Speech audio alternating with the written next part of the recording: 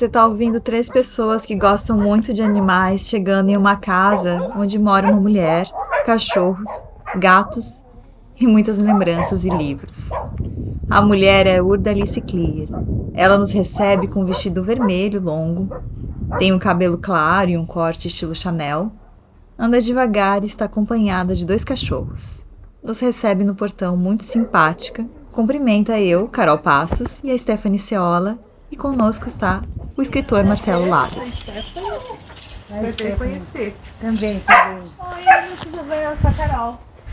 A gente já te entrevistei algumas vezes lá em Blumenau, no Sampa, mas faz muito tempo. Eu, Sampa, isso existiu algum dia? Existe essa prova viva? Na primeira tarde da primavera de 2023, quando estava fazendo quase 40 graus na Grande Florianópolis, eu dirigi com a Carol do meu lado e o Labs no banco de trás, os 35 quilômetros que separam o centro de Floripa da Enseada de Brito, em Palhoça, onde a Urda mora. O Labs e a Urda são amigos de longa data, e ele fez essa ponte para a gente poder conversar com uma das mais importantes escritoras de Santa Catarina. Era a primeira vez que eu via a Urda pessoalmente e falava com ela. Eu tinha acabado de ler um dos seus livros mais famosos, Verde Vale, e estava levemente emocionada e ansiosa por essa conversa. Dizer para uma amiga que vocês chegaram que eu estava na linha. Ah, tá bom. Eu já conheci a Urda desde Blumenau. Eu trabalhei no Jornal de Santa Catarina há alguns anos. E ela morava por lá e andava muito pela cidade. A Urda era muito conhecida por lá e continua sendo. Estar ali na casa dela, gravando para esse podcast, numa conversa mais intimista e ainda mediada por um amigo dela e nosso, era uma experiência nova. E é legal que você vai ouvir essa conversa e saber o que ela tem a ver com literatura a partir de agora.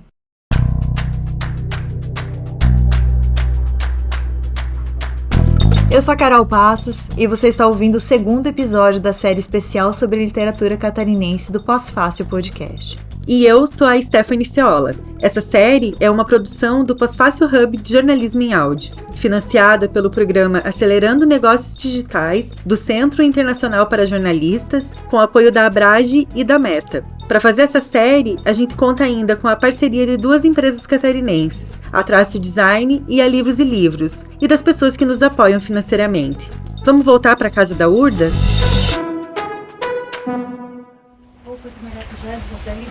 Do pé? É. Não tem. Eu já botei para congelar, Ai, coisa boa. Ai, que para gostoso. descongelar. Olha, Para daqui a pouco eu deixo. Com a promessa de tomar um suco de maracujá direto do pé, a gente sentou à mesa que fica na área externa da casa, na varanda, para ouvir essa conversa. E o papo foi fluindo sem muita formalidade. Mas antes de continuar, a gente precisa te contar quem são o Urda Alice Clear e Marcelo Labs, e por que os dois são tão importantes para a literatura catarinense. Quem ajuda a gente a entender um pouquinho da dimensão dos dois é o historiador e escritor Viegas Fernandes da Costa, que também é de Blumenau. A Urda, ela surge, se eu não me engano, o Verde Vale, que é o primeiro romance dela, se eu não me engano, ele é de 79, eu acho, final da década de 70, e ela vai ser a nossa autora mais bem sucedida, sob o aspecto, inclusive, editorial. E ela vai ter esse grande número de leitores e leitoras, justamente porque com ela, além da qualidade do trabalho dela, ela teve aquilo que lá no Rio Grande do Sul já havia muito tempo, que era uma editora, que era a editora Lunadelli. De fato, a editora Lunadelli, ela marcou um período, ela tentou fazer o que a editora Globo fez lá no Rio Grande do Sul, né? Só que num outro momento histórico, mas ela conseguiu projetar a Urda para fora, inclusive, do estado. Né? E aí a Urda, uma autora que tem mais de 20 autores, mais de 20 títulos publicados, de sucesso. O Verde Vale, por exemplo, se eu não me engano, tem mais de 10 edições, e não foram edições pequenas, as edições com tiragens menores, tiveram 1000 exemplares publicados, então, né, é uma obra que tem uma circulação gigantesca, para os padrões, inclusive, que se produz no Brasil. Publicou vários romances, e quando a editora Lunardelli vai à falência, o que a Urda faz? Ela cria uma editora, a editora Hemisfério Sul em Blumenau, mas diferente de outros autores que publicaram a editora para publicar que criaram editoras para publicar seus livros, né, e aí há várias editoras que foram criadas assim, escritores que criam editoras para publicar a si mesmo, a Urda criou uma editora para publicar outros autores e autoras. autora de mais de 20 livros, leitura obrigatória na rede escolar catarinense, dona de editora que publicava e impulsionava novos autores e autoras. Esse é um bom resumo do tamanho da importância da Urda. E também explica a relação dela com o Marcelo Labs. Os dois têm mais de 30 anos de diferença na idade, mas muitas semelhanças nos ideais, no estilo de vida e na produção literária. Labs é autor de 13 obras. Ele tem um currículo cheio de livros premiados e reconhecidos nacionalmente. Enclave foi finalista do Prêmio Jabuti em 2019 na categoria Poesia. O romance Paraíso Paraguai, que ficou em segundo lugar no Prêmio Machado de Assis em 2019, foi o vencedor do Prêmio São Paulo de Literatura em 2020, e Três Porcos, vencedor do Prêmio Machado de Assis da Fundação Biblioteca Nacional em 2021. O Carlos Henrique Schroeder, escritor, crítico e curador, explica a importância da obra do Labs. E o Labs tem uma característica muito interessante, assim, porque ele, além dos livros todos serem excelentes, né, ele foi alguém que conseguiu, dentro das bolhas das redes sociais, criar caixas de ressonância, né, então ele conseguiu, dentro do Facebook, do Instagram, ele ter ressoar, né, dentro disso, e isso levou a obra dele muito longe, né, depois as coisas foram acontecendo, tipo, ele ganhou os prêmios, foi ganhando prêmios, então ele conseguiu furar, sem precisar estar na grande mídia, né, sem precisar estar na grande mídia, ele conseguiu chegar muito longe, então é muito legal isso. No livro mais recente do Labs, chamado Deus não dirige o destino dos povos, tem uma personagem chamada Urda. Mas, na verdade, ela está presente em várias das obras dele e em muitos outros personagens e fatos. Só que é a primeira vez que aparece assim nominalmente na obra. Claro que quando eu li o livro, fiquei curiosa e perguntei pro Labs sobre aquela Urda. E foi assim que a gente descobriu a dimensão dessa relação de amizade entre os dois. Agora, estamos de volta para a casa da Urda falando desse livro. E tu, né, um livro atrás do outro. Tamo aí, né? Tu só me diz, aquele que entra a greve de 89, é um que já saiu? Aham. Diz o nome. É, o Deus não dirige o destino dos povos. Ah, tá. O livro Deus não dirige o destino dos povos foi lançado pelo Labs agora em 2023. O livro fala, sim, da grande greve dos trabalhadores da indústria têxtil em Blumenau no fim dos anos 80, mas essa é quase a parte final da história. Na verdade, em uma história que mistura um pouco de ficção e realidade, o Labs passa pela Segunda Guerra Mundial, o integralismo, a ditadura militar, essa greve e chega ao neofascismo, que ganhou mais força recentemente. Tudo isso numa narrativa investigativa e com personagens que vão ligando esses fatos uns aos outros. Pois é, eu acho que eu sou personagem, né? Mais de uma vez, a Urda tá na gênese do Deus não dirige. Por ela ser só a Urda. Só por ser a Urda. Só por ser a Urda. Por quê? Tu lembra aquele dia que eu morava no porão? E que tu foi lá em casa? É a mulher que eu... a Urda foi lá em casa e a gente tinha uma coisa muito séria pra conversar que não podia ser dentro de casa e tinha que ser lá na calçada. Nisso tá descendo uma mulher pela rua e ela olha pra Urda e fala: tu não é a Urda? Daí a Urda responde: sou eu. E tu quem é? Assim, eu sou a fulana e tal, não sei do que, explica quem ela é. E daí a Urda, tu conheceu o... Eu tinha acabado de ler no Em Cadernos o artigo que ela tinha escrito sobre o avô dela. Ele era advogado e ele atendia na Garcia, aí ele foi preso. Foi em 64, né? É uma história bem complexa dele. Ele vai primeiro para a Rússia, né? Depois, enfim, ele volta e se esconde no sótão da casa. Está morando escondido E ela era neta desse homem. Do acontecimento em 64, ela se lembrava que o oficial do exército botava ela no colo e dizia assim: olha que bonitinho, alguma coisa assim para ver se na tortura do avô, né? Para ver se o avô entregava as coisas que eles queriam e tal. E tu vê, tudo é meio mágico, né? É por isso que eu costumo brincar que na América Latina a gente pode chamar realismo mágico só de realismo mesmo. Essa história desse advogado e da família dele, de alguma forma, aparece em Deus não dirige. E outras histórias que a Urda vivenciou também. Eu estava junto, eu era uma criança, tinha 12 anos, na marcha da Família com Deus pela Liberdade. Eu mais me lembro da marcha, era minha prima, que era adulta já, com uma sandália. Eles faziam a sandália de sola de pneu para ser bem durável, assim, para ir para a fábrica a pé e voltar e não gastar, assim. E ela andando assim, pisando. Até hoje, sempre que eu falo dessa minha prima, eu falo da sandália dela. Ela pisando assim na rua. O Blumenau estava inteiro na rua. A Marcha da Família com Deus pela Liberdade foi uma manifestação pública de grupos conservadores. Em 1964, esse grupo era contrário às reformas de base propostas pelo então presidente da República, o João Goulart. Foi meio que o aval do cidadão de bem para que rolasse o golpe que acabou na ditadura militar. E esse fato tá lá no livro, tá em Deus não dirige o destino dos povos. 25 anos depois, a Urda foi testemunha de outro fato histórico, aquela grande greve. E o Labs também tinha interesse nesse assunto. Essa história, pra mim, ela vinha sendo escrita há muito tempo. Na cabeça, né? E aí um dia eu toco no assunto com a Urda. Assim, e aí, e a greve de 89, então, né? E daí ela me conta a história que ela sai de casa pra passear com o cachorro, né? Quando tu vê a assembleia das meninas. Ou só saiu de casa.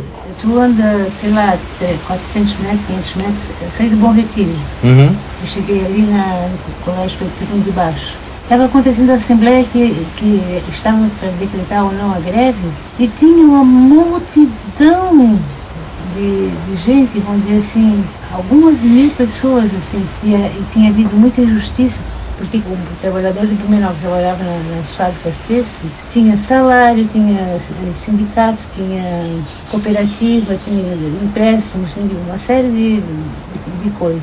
Naquele mês veio, ao invés de receber salário, esses direitos, eles ficaram devendo para a cooperativa e não receberam salário. Aquelas mulheres estavam tão bravas, aquelas mulheres de bermuda, assim, uns tênis, assim, bem grandes, bem fortes. A assembleia estava acontecendo assim, um caminhão de som, e o pessoal do sindicato em cima do caminhão, e era um cruzamento assim, eram as 4 lados cheios de gente. O sindicato se posicionava contra a greve, e as mulheres batiam com os pés no chão, com esses tênis grandes assim, não, é greve, é greve. Foi greve, e foi uma greve protagonizada por mulheres. Depois fecharam os ônibus, fecharam os bancos, fecharam o comércio. A cidade inteira. Nossa, tem uma fotografia que me arrepio de lembrar, daquela onde tênis. A parte de Blumenau, que é onde é melhor tirar fotografia, que é a escadaria da igreja, assim, aquela parte alta ali. A foto assim, fechada de gente até onde dava, assim, desfile da Oktoberfest é coisa pouca perto do que foi aquela foto. Aí a Urda chega numa coisa que é muito importante pra gente, essa outra história de Santa Catarina, que se a história oficial não deu conta de contar, ou se contou, não chegou a todo mundo, a ficção foi lá e tapou os buracos. Porque olha só, mesmo sendo catarinense, uma jornalista catarinense nascida nos anos 80, eu só fui saber dessa greve no livro do Labs. Mas o livro Deus não dirige não mostra nem a Urda, que viu a Marcha da Família, e nem a que assistiu à assembleia que deu início à grande greve. É uma Urda ainda criança que aparece lá, numa lanchonete da rodoviária. E para saber mais, só lendo o livro.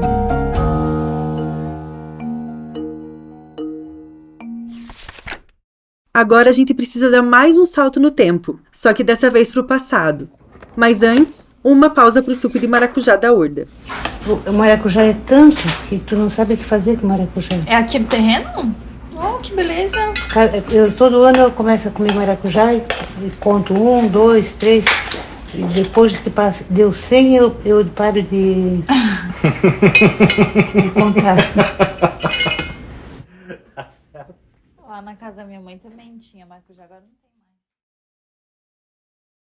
Não é só Deus não dirige o destino dos povos do Labs que tem relação com a Urda. Paraíso Paraguai dialoga bastante com o clássico Verde Vale, que ela escreveu lá nos anos 70. E o motivo é uma guerra que aconteceu entre 1864 e 1870. E essa coincidência rolou meio sem querer. O Marcelo não há de se lembrar que ele ia na escola. Tinha uma paraguaia que veio junto com os revoltados da guerra do Paraguai. andava a cavalo, era livre. Os alemães não aceitaram ela. Tinha E muito. eu era muito novinha, tu vê. Eu tinha 20. Ele foi publicado em 79. Eu acabei de escrever em 78. Eu comecei a escrever em 77, por aí, 72. Era muito jovem. Tem pouca experiência. Eu falei das coisas que me faziam mal, assim, que eu tenho. Essa é a Urda falando do livro Verde Vale, uma obra de ficção que fala da colonização alemã na região de Blumenau. E agora ela e o Labs descrevem qual que é a relação deles com o livro. Tinha a menor ideia do Verde Vale mais, né? E aí eu escrevi o Paraíso Paraguai. E um dia a gente tá fofocando ao telefone, eu tinha acabado de mandar o Paraíso pra gráfica. E nós lá de fofoca e tal, daí você, então, companheira, mandei meu livro pra gráfica. Ela assim, sobre o que é teu livro? Eu falei, é um alemão que vai pra guerra lá. Daí... Meu foi antes. Bem! É um alemão que vai lá, vai não sei o que, vai pra guerra, e daí ele acaba trazendo um moleque lá do Paraguai, e daí dá um rolo e não sei o que. Assim, mas companheiro, esse é o meu livro. Aí eu sei, qual livro? O Verde Vale? Eu pensei, meu, fudeu. Se a gente interpretar isso como sucesso total, faz sentido. Paraíso Paraguai foi premiado, fixou o Labs de vez no cenário literário nacional, foi aprovado pela Urda e, como leitora recente das duas obras, eu garanto que ambas são muito originais e que se complementam. Então deu tudo certo. Se antes a gente saltou no tempo, agora a gente vai saltar no espaço. Do Paraguai, vamos para o Uruguai. Mas antes, uma passada rápida pela Argentina. Essa viagem é importante para a gente entender a relação de amizade entre Labs e Urda. Lá, quando eu era um guri de 18 anos, em Blumenau, eu entrei numa associação de escritores que tem lá, que nunca me valeu de nada, a não ser conhecer a Urda. Que não fazia parte do negócio, mas nos eventos ela aparecia e a gente trocava uma ideia e tal. Isso 2002, 2003. E a Urda era a Urda, todo mundo sabia quem ela era, a Urda e tal, não sei o quê. E aí um dia, em 2006, talvez, eu tava com a minha então namorada, eu morava perto da FURB, e eu soube que ia ter a fala da Hebe de Bonafini lá na FURB. E a gente foi se inscrever na fala da Hebe, tinha que ir lá no CCHC e colocar o nome numa lista, já que a gente era público externo, né, tal. E aí a atendente do CCHC, o balcão era daqueles que levanta, assim, ela...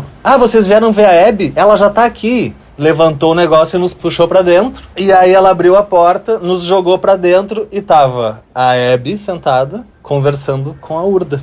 E é isso, foi muito maravilhoso, porque a gente passou a tarde com a Hebe, depois a gente tomou café com ela. Cuidou da comida dela. Cuidou da comida dela, porque a universidade meio que esqueceu da mulher. Aí a gente levou ela pra fala e aí ouvimos a fala, que foi maravilhosa.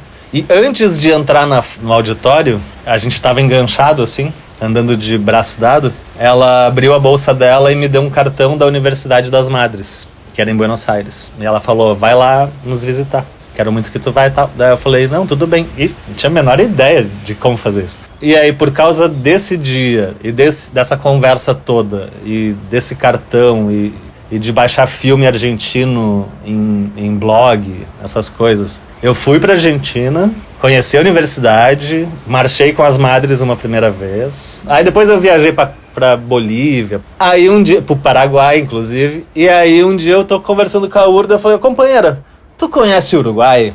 E aí ela fala que... Era o único país da América do Sul que eu não tinha ido ainda. Essa foi a resposta que ela me deu. Eu falei, então por que nós não vamos lá? E a gente foi. A Hebe de Bonafini foi uma grande ativista pelos direitos humanos e uma das fundadoras da Associação das Mães da Praça de Maio, na Argentina. Ela morreu em 2022 e representa bastante o tipo de pessoa e de assunto que une o Labs e a Urda. Essa viagem para o Uruguai que o Labs contou rolou mais de 10 anos atrás, num verão muito quente, com mais algumas jovens amigas. E foi tão importante que na parede do quarto da Urda tem uma foto que mostra ela e mais duas mulheres pulando num pôr do sol deslumbrante no meio de uma estrada. A Urda consegue contar detalhes da história dessa viagem. Quem sabe um dia ela não vira um livro? Porque sim, a Urda continua produzindo. Mas você continua escrevendo, Urda? É a minha vida, né? Eu acho que tu tens a mesma resposta, né? Mas É que não tem por onde, né? deixa-me ter... Não tem por onde. A Urda marcou gerações de escritores e escritoras e faz parte da vida de um dos grandes nomes da literatura catarinense atual para muito além da produção literária. Claro que o Labs não é o único autor contemporâneo marcado por essa grande mulher. E eu adorava a Urdalice Krieger. E eu amava No Tempo das Tangerinas. E tinha um outro que tem Vale no nome, enfim, Verde Vale, eu acho que é. E eram livros que a gente indicava muito para os alunos e lia, e eu amava ela, assim, né? Então acho que é alguém que ficou como uma referência. A gente falou pra falar. Essa que você ouviu é a Ieda Magri. E é sobre ela e uma nova geração de mulheres escritoras catarinenses que a gente vai falar no próximo episódio dessa série.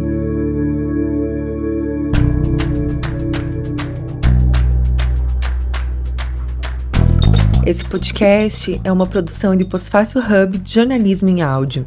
A edição, sonorização e música original são de BZT Studio. A produção, entrevistas e roteiro foram feitos por Carol Passos e Stephanie Ceola. O projeto gráfico é da Traço Design. Saiba mais em hiposfaciohub.com.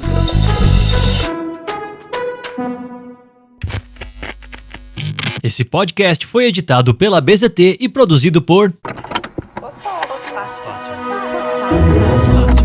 Pós-Fácil.